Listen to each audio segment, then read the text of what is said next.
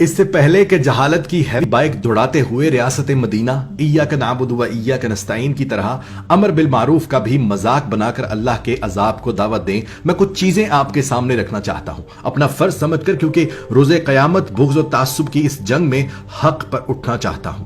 امر بالمعروف قرآن کی آیات میں سے ہے اور یہ اللہ کا بڑا واضح اور سخت پیغام ہے، جس کا مطلب یہ ہے کہ جب حق اور باطل، جھوٹ اور سچ، نیکی اور بدی میں تمہیں چننا پڑے تو حق کو چننا۔ میں نے یہاں تک پڑھا ہے کہ اگر تم حق کو نہ چنو تو یہ توقع مت رکھنا کہ تمہاری دعائیں قبول ہوں گی۔ اس سے اندازہ لگا لیں کہ اللہ پاک خود موقع دے کر فرماتا ہے کہ حق پر چلنا، ورنہ میں تمہاری دعائیں تک قبول نہیں کروں گا۔ کچھ احادیث اور قرآن کی آیات پڑھنے کے بعد یہ ویڈیو بنانے کا فیصلہ کیا ہے کہ ہو سکتا ہے ہر چیز کو مذاق اور بغض کی خوراک سمجھنے والے میرے کچھ بھائی اللہ کے غضب سے ڈر جائیں اور پھر ایک بار پھر سوچیں اور فلاح پا جائیں۔ اب آتے ہیں اس بات پر کہ کوئی پوچھتا ہے کہ ٹھیک ہے میں حق کا ساتھ دیتا ہوں، پر کیسے معلوم کروں کہ کون حق پر ہے اور کون نہیں؟ حالانکہ یہ بات بہت واضح ہے، لیکن پھر بھی میں کچھ نشانیاں بتا دیتا ہوں۔ جو 70 سالوں سے سیاست کر رہے ہیں وہ حق پر ہوتے تو یہ عمران خان سیاست میں آتا ہی کیوں؟ اور میرے ملک کا بچہ بچہ لاکھوں کا مقروض ہوتا ہی کیوں؟ حق پر وہ ہے جو کہتا ہے کہ جھکنا صرف اللہ کے آگے ہے، ہم مغرب اور امریکہ سمیت کسی کے غلام نہیں ہیں۔ حق پر وہ ہے جو ساری قوم کو ساتھ لے کر چلتا ہے، جو ہمیشہ اپنی قوم کو متحد کرتا ہے، نہ سندھی کارڈ کھیلتا ہے، نہ بلوچ کارڈ کھیلتا ہے، نہ پنجابی کارڈ کھیلتا ہے، نہ کشمیر کارڈ کھیلتا ہے، ساری قوم کو میرے پاکستانیوں کہہ کر مخاطب کرتا ہے۔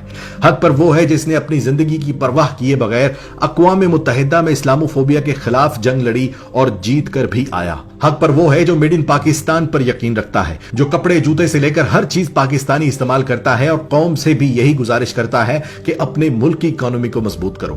حق پر وہ ہے جو کہتا ہے کہ عوام کے پیسے سے لوٹوں کو خرید کر اپنی حکومت بچانے سے بہتر ہے کہ میری حکومت چلی جائے، کیونکہ میں نے اللہ کو بھی جواب دینا ہے۔ حق پر وہ ہے جس نے پاکستان بننے سے لے کر آج تک کا قانون بدل کر رکھ دیا کہ امیر اور غریب میں فرق ہے۔ اس نے کر کے دکھایا کہ اسپتالوں میں، اسکولوں میں علاج اور تعلیم غریب امیر کے لیے یکساں ہو۔ حق پر وہ ہے جس پر ریحام خان جیسی عورتوں نے بدترین الزام لگائے، مگر اس نے زندگی میں آج تک کسی عورت کی بات کا جواب نہیں دیا، صرف اس لیے کہ ہر عورت کو قابل احترام سمجھتا ہے۔ اور سب سے بڑی نشانی حق پر ہونے کی یہ ہے کہ سارے بد کردار کرپٹ حکمران ایک ہو کر اس کے خلاف اکٹھے ہو گئے ہیں، اور یہ اتنی واضح نشانی ہے کہ افریقہ کے کسی جنگل میں کوئی ککو بنانا بھی اگر حق و باطل کا اندازہ لگانا چاہے تو اشارے سے بتا دے گا کہ اس وقت کا معروف عمران خان ہے اور منکر یہ ساری جماعتیں ہیں۔ ایسی 50 اور نشانیاں بتا سکتا ہوں، لیکن پھر ہم اشرف المخلوقات ہی کیسے جو خود اندازہ نہ لگا سکیں؟ آخر میں اجتماعی دعا ہے،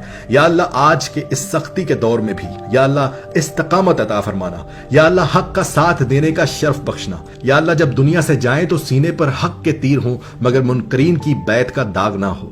یا اللہ میرے ملک کی حفاظت فرما، یا اللہ جس نے میرے ملک کو نوچا، جس نے وطن عزیز کو کمزور کیا، اسے نشان عبرت بنا دے۔ یا اللہ میری آنے والی نسلوں کو بھی پاکستان کا ایک سچا سپاہی بنانا۔